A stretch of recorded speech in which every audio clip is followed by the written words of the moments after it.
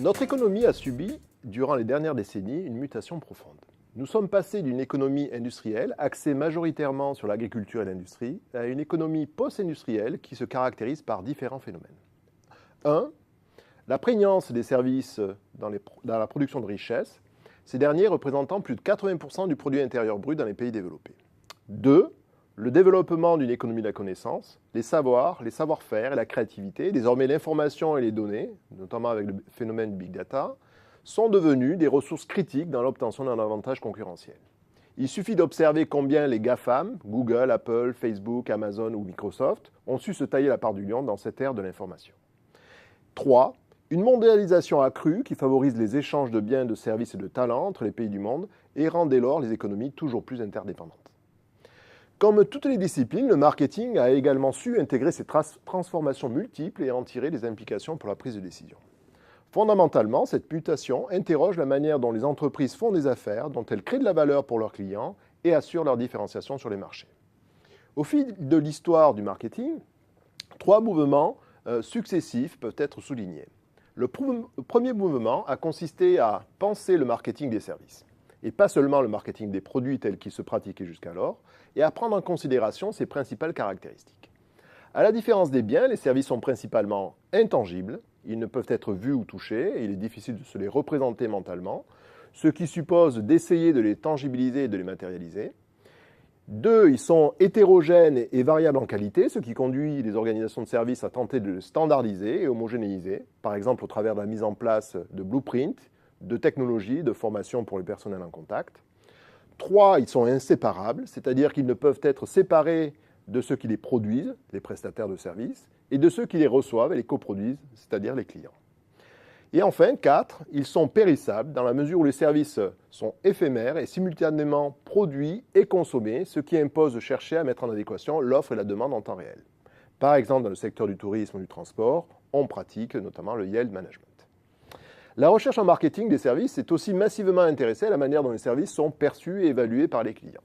Ces travaux font écho aux pratiques de management de la qualité, qualité totale, zéro défaut, de pilotage de la satisfaction client et de détermination d'une politique de prix et de création de valeur développée dans des organisations de services.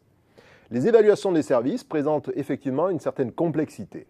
Ces évaluations portent à la fois sur le service central qui est fourni, ce que l'on nomme la qualité technique, par exemple le train qui arrive en temps et en heure à destination, et sur la manière dont le service est réalisé par les personnels en contact au sein d'un environnement physique donné, ce que l'on nomme la qualité fonctionnelle du service, par exemple l'accueil lorsqu'on arrive en gare.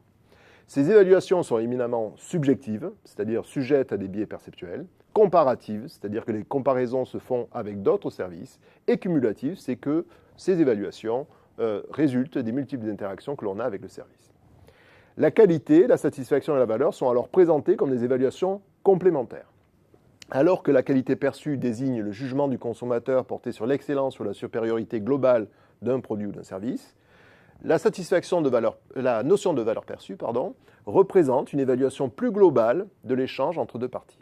Elle renvoie plus particulièrement à une évaluation globale de l'utilité d'un produit, bien ou service, établie sur la base des perceptions concernant ce qui est donné et ce qui est reçu, dont notamment la qualité.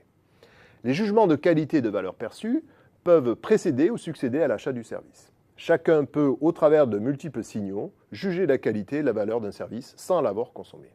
En revanche, la satisfaction résulte impérativement d'une expérience personnelle et directe de consommation. Le client comparant alors la performance qu'il attendait initialement avec celle qu'il perçoit finalement au travers de sa propre consommation. La principale caractéristique des services soulevée dès 1985 par Eglier et Langeard, professeurs à l'IAE d'Aix-en-Provence, dans leur modèle de séduction, est que les clients participent activement à la production de ce service et qu'ils concourent ainsi, à l'instar des personnels en contact et du support physique, à la réalisation effective de ce service. Par exemple, un service bancaire ne peut être mis en œuvre sans l'intervention du client à un moment donné, en particulier lors de la rencontre de service. Ce phénomène est aujourd'hui accentué par l'e-banking qui suppose que le client consulte son compte, réalise des virements, s'informe sur les taux et la législation. Donc, de nombreuses opérations sont réalisées. De la même manière, une entreprise comme Ikea compte sur ses clients pour acheter, récupérer, transporter et recomposer les meubles découverts dans leur linéaire. De nombreux services transforment ainsi le client en coproducteur ou en employé partiel de l'organisation. pratique qui est parfois dénoncée comme une nouvelle forme d'exploitation par certains collègues en marketing. Dans des articles récents, Audrey Bonnemaison, Sandrine Cadenat, Florence Benoît-Moreau et Valérie Renaudin ont synthétisé les multiples formes de la participation du client selon le type de ressources mobilisées, ordinaires ou extraordinaires, et les motivations sous-jacentes, intrinsèques ou extrinsèques. La participation peut en effet prendre une forme ordinaire et répondre à des motivations extrinsèques, comme par exemple scanner ses produits en caisse ou acheter des produits en ligne, ou à l'opposé, renvoyer une participation experte où le client se transforme en copromoteur, en co-innovateur ou en collaborateur sur les forums d'entraide, par exemple. Le client accomplit ainsi des tâches qui dépassent le rôle qui lui était initialement attribué et s'engage dans des actions extraordinaires pour le simple plaisir de les réaliser et d'en retirer éventuellement une certaine fierté. Les managers et les chercheurs se représentent alors le client, pas seulement comme un coproducteur de services, mais comme un véritable co-créateur de valeur. Fort de ces constats et de l'observation du poids grandissant des services dans nos économies occidentales, y compris dans les entreprises industrielles, un deuxième mouvement s'est produit durant les années 2000 et a conduit à accentuer l'intérêt porté aux expériences de service. Wargo et Loesch ont en particulier synthétisé, théorisé et diffusé avec un très grand succès l'idée d'une logique de service dominante marquée par 3 mutations majeures. D'abord, le succès des firmes repose sur la maîtrise et le développement de ressources intangibles, dont au premier rang la connaissance, alors qu'il était surtout question de ressources tangibles dans l'ère industrielle. Ensuite, la valeur n'est pas prédéterminée par l'entreprise, elle est co-créée avec les clients. L'entreprise ne peut faire que des propositions de valeur, mais c'est le client qui, au travers de ses actions et de ses efforts, est capable d'en extraire la substantifique moelle. Enfin, l'intégration de services dans l'offre des entreprises conduit à penser en termes de relations et pas seulement de transactions. Par exemple, un constructeur automobile qui commercialise, outre ses véhicules, des crédits auto, des services de révision et de maintenance et réalise du commerce sur les pièces détachées, ou revend des véhicules d'occasion, ne peut plus être myope et se consacrer uniquement à des ventes one-shot. La satisfaction client, la relation client, l'engagement client, l'expérience client deviennent ainsi incontournables pour la performance à long terme des organisations. L'approche SDL, Service Dominant Logic, et ses auteurs sont parfois critiqués aujourd'hui pour leur caractère intégrateur et opportuniste. Cependant, on peut saluer ici à la fois leur talent à diffuser les résultats de recherche auprès des managers du monde entier et leur capacité à s'extraire du champ exclusif des services pour redonner une vision générale au marketing, les biens étant simplement vus alors comme des supports de services. Par exemple, un smartphone ou un ordinateur ne valent que parce qu'ils apportent des services à leurs utilisateurs. D'une certaine manière, l'approche SDL consacre le passage de la perspective du producteur, service production, l'idée même que l'on retrouvait dans la séduction, à la perspective de l'expérience client. D'une certaine manière, peu importe la manière dont le service est produit, l'important est l'expérience totale vécue par le client en interaction avec l'entreprise. La troisième mutation, qui est toujours en cours, renvoie à la transformation numérique des organisations et des marchés. Elle vient prolonger et renforcer les 2 mutations précédentes. D'une part, le développement des technologies en self-service, les sites web, les applications mobiles, les plateformes, les objets connectés, conduisent les clients à participer et à s'engager davantage dans des activités co-créatrices de valeur. Coproduction, co-innovation, co-promotion, collaboration, etc. D'autre part, l'expérience client ou l'expérience utilisateur n'ont jamais été aussi critiques dans la performance des entreprises. L'enjeu consiste notamment à mieux piloter cette tranche de vie qui lie l'entreprise et ses clients et à faire en sorte que le parcours client, ce que l'on nomme aussi en anglais le Customer Journey, soit le plus fluide possible. Les entreprises ont en effet multiplié les canaux de contact, de communication et de distribution, aussi bien offline qu'online, physiques et digitaux, ce qui peut occasionner de multiples difficultés internes et externes à ces mêmes organisations. Par exemple, les niveaux de service et de prix peuvent varier selon les canaux, ce qui rend l'expérience frustrante et finalement assez peu cohérente. L'ambition est donc de constituer un parcours sans couture, seamless, afin que les clients puissent non seulement accéder aux meilleurs services, mais ceci en réalisant le moins d'efforts possible. Beaucoup d'entreprises utilisent par exemple aujourd'hui, parfois sans trop de discernement, le Customer Effort Score, un indicateur mesurant l'effort réalisé par le client pour accéder à ce même service.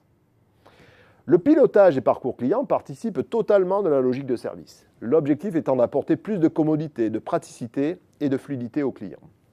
À cette logique de service s'ajoute aujourd'hui une logique beaucoup plus communautaire.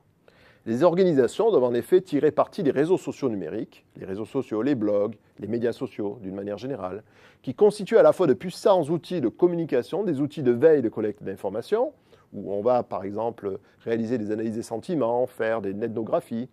Et puis ce sont également des instruments d'engagement des clients au sein de communautés d'utilisateurs et de passionnés.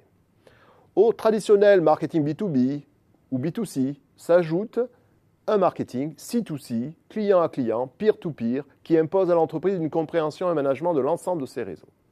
Il faut savoir gérer sa e-réputation, influencer les prescripteurs, favoriser l'engagement des clients. Le marketeur s'apparente donc de plus en plus à un animateur de communauté. Mais pour ce faire, il faut savoir redonner du sens à l'entreprise, à ses produits, à ses salariés. Pour espérer de l'engagement, il faut pouvoir cultiver sa différence, véhiculer des valeurs et signifier aux clients que l'on n'est pas seulement un industriel ou un prestataire de services. Le Club Med, par exemple, l'a bien compris et ne propose rien de moins que le bonheur à ses clients. La logique communautaire se développe donc à grande vitesse pour plusieurs raisons. D'abord, la transformation numérique et le développement des plateformes digitales et mobiles conduisent les organisations à écouter, à se rapprocher de plus en plus de leurs clients. Ensuite, à la perspective de la captation de marché s'ajoutent des ambitions de captation de communauté.